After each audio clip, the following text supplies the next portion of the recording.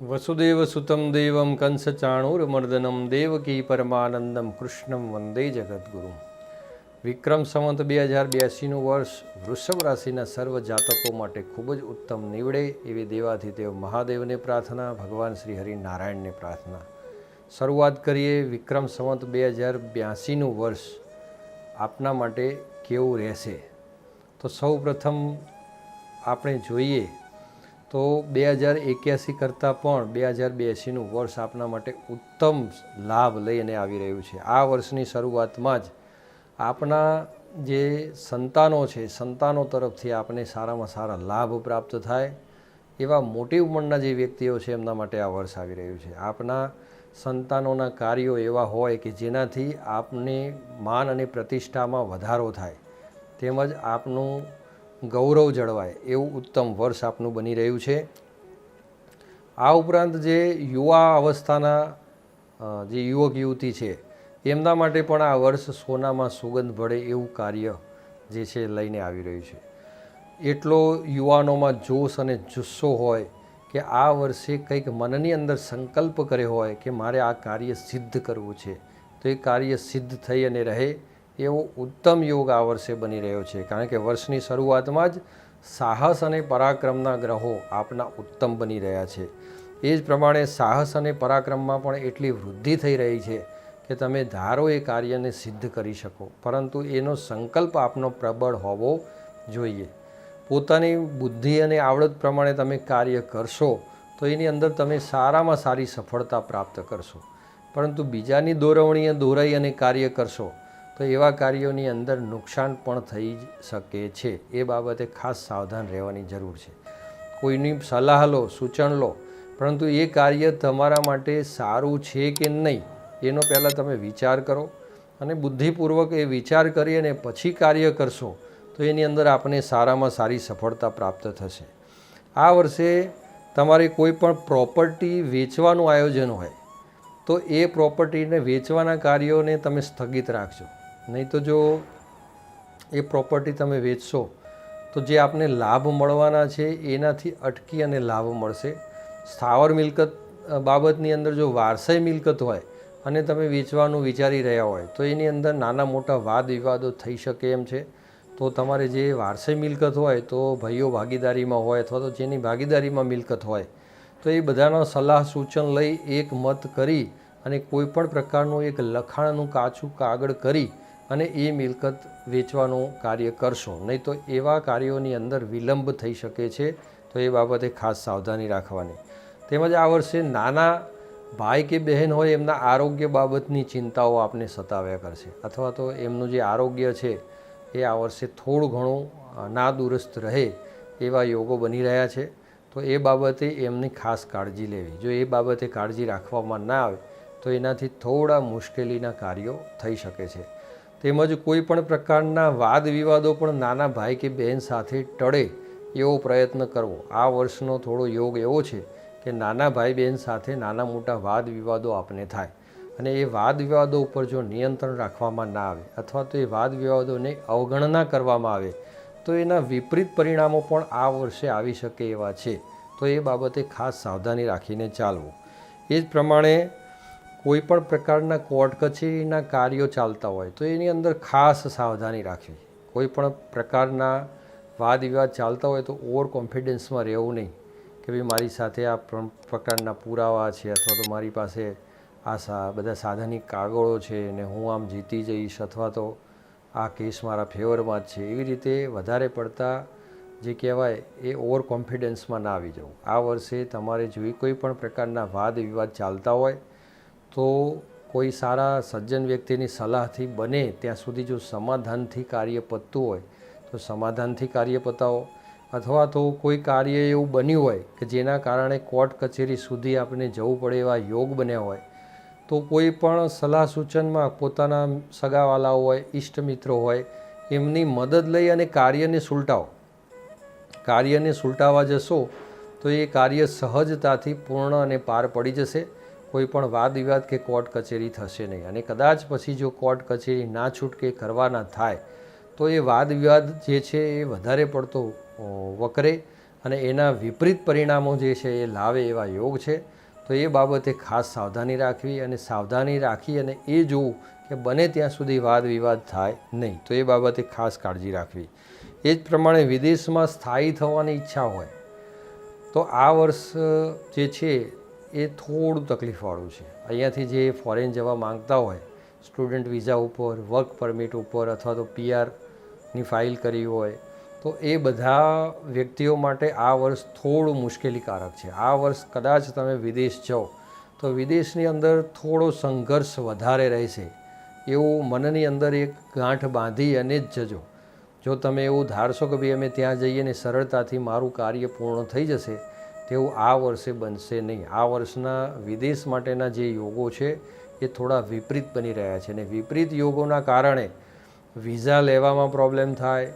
કોઈ પણ સ્કૂલની અંદર સ્ટુડન્ટ હોય અને તમે કોઈ સ્કૂલની અંદર એડમિશન લીધું છે તો એડમિશન લેટર બાદ વિઝા પણ તમારા સમજો કે આવી ગયા છે અને ત્યાંથી લેટર આવી ગયો છે, પણ નાની મોટી ક્વેરીઓ તમને કોઈ આવે અને એ ક્વેરીને સોલ્વ કર્યા પછી તમે આગળ એ કાર્યની અંદર વધી શકો.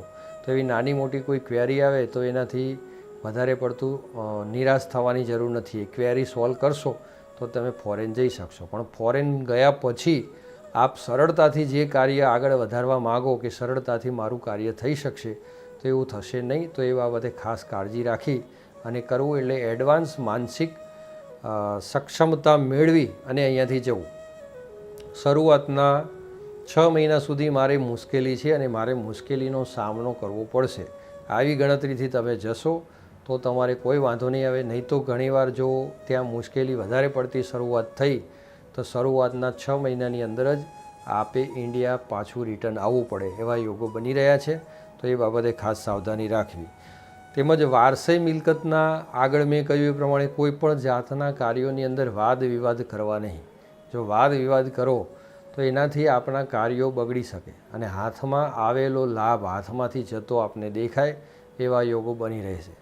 કારણ કે આ વર્ષે તમે ઘણા સમયથી મહેનત કરી હોય, બધું કાર્ય પૂર્ણ થવાના આરા ઉપર હોય, પરંતુ જો તમે વાણી વર્તન વિવેકથી કાર્ય બગાડશો તો એ કાર્યની અંદર એ કાર્ય વધારે પડતું વણસી જાય અને પછી આ વર્ષની અંદર એ કાર્ય સફળ થાય નહીં એવા યોગ છે.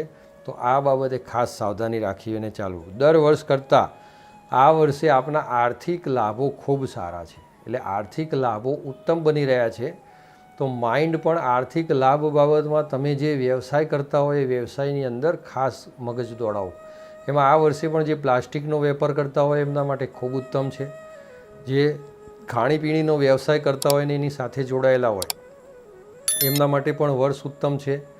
કોઈ દલાલીનું કાર્ય કરતા હોય, જમીન મકાન લે વેચનું કાર્ય કરતા હોય તો એમના માટે પણ આ વર્ષ ઉત્તમ બની રહેશે. આ વર્ષના યોગો એમના ખૂબ સારા બની રહ્યા છે કે જે સારામાં સારા લાભ એમને પ્રાપ્ત થાય. એ જ પ્રમાણે મોજ શોખ મનોરંજન લગતા કોઈ પણ ઉપકરણો હોય, એના લગતી શોપ હોય અથવા તો એના લગતો કોઈ પણ પ્રકારનો વ્યવસાય હોય તો એના માટે પણ આ વર્ષ ઉત્તમ બની રહે છે. સિન્થેટિક કાપડ અથવા તો રેડીમેડ કપડાની દુકાન હોય અથવા રેડીમેડ કપડાનું મેન્યુફેક્ચરિંગ હોય તો એમના માટે પણ આ બધા આ જે વર્ષ છે ઉત્તમ યોગો લઈને આવ્યું છે. એમને પણ સારામાં સારા લાભ પ્રાપ્ત થાય. ટૂર અને ટ્રાવેલ્સનો વ્યવસાય કરતા હોય એમના માટે પણ આ વર્ષ ઉત્તમ છે. હીરાનો વેપાર કરતા હોય, સોના ચાંદીનો વેપાર કરતા હોય એ બધાના માટે આ વર્ષ ઉત્તમ છે અને આ વર્ષે એમને સારામાં સારા લાભ પ્રાપ્ત થાય એવા ઉત્તમ યોગો બની રહ્યા છે. તો આ પ્રમાણે વ્યવસાય જે કરતા હોય વ્યવસાય માટે તો આ વર્ષ ગણવામાં આવે તો સોનામાં સુગંધ પડે એવું છે.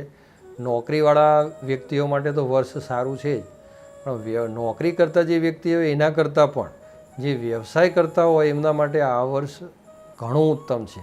દર વર્ષ કરતાં બમણો કે 3 ગણો નફો આપને પ્રાપ્ત થાય એવા આ વર્ષે યોગ બની રહ્યા છે. માટે માનસિક એકાગ્રતાથી વેપાર કરવો આ વર્ષે ખૂબ જરૂરી છે. આ વર્ષે સાવધાની રાખી અને ક્યાંય નાના મોટા યાત્રાના વધારે પડતા પ્લાનિંગ હોય, વધારે પડતું સગાવાલે જવાના પ્લાનિંગ હોય અથવા તો કોઈ પણ રીતે બાહ્ય કારણોસર તમે તમારા વ્યવસાયમાં ધ્યાન ના આપી શકો એવા હોય તો એવા કાર્યોને બને ત્યાં સુધી ઓછા કરી દેવા અને પોતાના વ્યવસાયની અંદર પૂર્ણ રીતે ધ્યાન રહે એવી એકાગ્રતા કેળવવી. અને પૂર્ણ રીતે ધ્યાન આપશો તો તમને સારામાં સારા લાભ આ વર્ષે દેખાશે અને તમને પણ અહેસાસ થશે કે આ વર્ષ મારા માટે ખૂબ ઉત્તમ આવ્યું. આ અત્યાર સુધીના વર્ષમાં જે લાભ મેં પ્રાપ્ત નથી કર્યો એ લાભ મને આ વર્ષે મળ્યો એવું તમને અહેસાસ થશે. પણ જ્યારે એ પ્રમાણેનું તમે ધ્યાન આપશો તો જ, કારણ કે આ વર્ષે તમારા આર્થિક ખર્ચાઓ પણ વધારે છે. એટલે જો આર્થિક ખર્ચાઓ પર નિયંત્રણ ન કરવામાં આવે અને જો માત્ર વ્યવસાયની અંદર જે તમે કમાણી કરો એ કમાણી ઉપર જ ધ્યાન રાખવામાં આવે અને જે કમાણી કરો એ કમાણીના પ્રમાણમાં તમે આર્થિક ખર્ચા કરતા જ જાઓ તો વર્ષ જ્યારે પૂરું થશે ત્યારે કંઈ બચશે નહીં. પરંતુ તમે આ ધન સંપત્તિ આવી છે તો એનું પ્લાનિંગ કરો. તમે પ્લાનિંગ કરવું હોય તો પ્લાનિંગ આ વર્ષે ખૂબ સારું કરી શકશો. નાનું મોટું ઇન્વેસ્ટમેન્ટ કરી શકશો, નાનું મોટું શેર બજારની અંદર ઇન્વેસ્ટમેન્ટ કરી શકશો, તેમજ બેંકની અંદર નાની મોટી એફડી કરી શકશો. તો એવી રીતે થોડા પ્લાનિંગથી આગળ વધશો તો આ વર્ષે તમને ધન સંચય કરવાના ઉત્તમ યોગો બની રહ્યા છે, જે તમને સારામાં સારા ફાયદા આપશે. તેમજ આ વર્ષે નાનું મોટું તમારું કરજ થયેલું હોય તો આર્થિક લાભો સારા છે, એટલે કરજમાંથી પણ મુક્તિ મળી જશે. આ વર્ષે નાનું મોટું નવું સાહસ કરવાની ગણતરી હોય અને નાનું મોટું કરજ કરી કોઈ વ્યવસાયને તમે વિકસાવવા માગતા હોય તો એ નાનું મોટું કરજ કર્યું હશે તો એ ભરપાઈ થઈ જશે અને તમે સારામાં સારા આર્થિક ફાયદા મેળવી શકશો. માટે એવું કંઈ વિચાર કરી રહ્યા હોય અને સાહસ કરવાની ઈચ્છા હોય તો એ સાહસ કરજો, પરંતુ વધારે પડતું સાહસ ના થઈ જાય એનું પણ ધ્યાન રાખવું. જે શેરબજારનું કાર્ય કરતા હોય એને પોતાની પાસે ઇન્વેસ્ટમેન્ટ હોય તો શેરબજારની અંદર સારામાં સારું કમાઈ શકશો એવા ઉત્તમ યોગો બની રહ્યા છે. પરંતુ શેરબજારની અંદર સટ્ટાનો જે વેપાર હોય એ એવું ન કરતા, નહીં તો એનાથી જો ઓવર સાહસ કરશો તો એનાથી મુશ્કેલીમાં મૂકી શકો એવા પણ યોગ છે. તો એ બાબતની અંદર ખાસ સાવધાન રહેવું. ખાસ કરી બેન્કિંગ ક્ષેત્રના જે શેર છે, સિમેન્ટની કંપની જે છે એના કોઈ શેર હોય તો એની અંદર આપને સારામાં સારા લાભ પ્રાપ્ત થાય. ઇન્ફ્રાસ્ટ્રક્ચર કંપની હોય, બેન્કિંગ શેરો લગતી જે કંપનીઓ છે એ બધાની અંદર સારામાં સારા ફાયદો થાય. તેમજ ઇલેક્ટ્રિક લગતી કોઈ કંપનીઓ હોય, સોલર ઉર્જા લગતી કંપનીઓ હોય, આ બધાની આ જે કંપનીઓ છે એમાં ઇન્વેસ્ટમેન્ટ કરો તો એની અંદર આપણે સારામાં સારા લાભ પ્રાપ્ત થાય એવા પણ ઉત્તમ યોગ છે. આમ એકંદરે આ વર્ષ આપણા માટે ખૂબ સારા લાભ પ્રાપ્ત લઈને આવી રહ્યું છે. તો આ વર્ષે ખૂબ ઉત્તમ પ્રગતિ આપની જળવાય એવા ઉત્તમ યોગો બની રહ્યા છે. જય શ્રી કૃષ્ણ.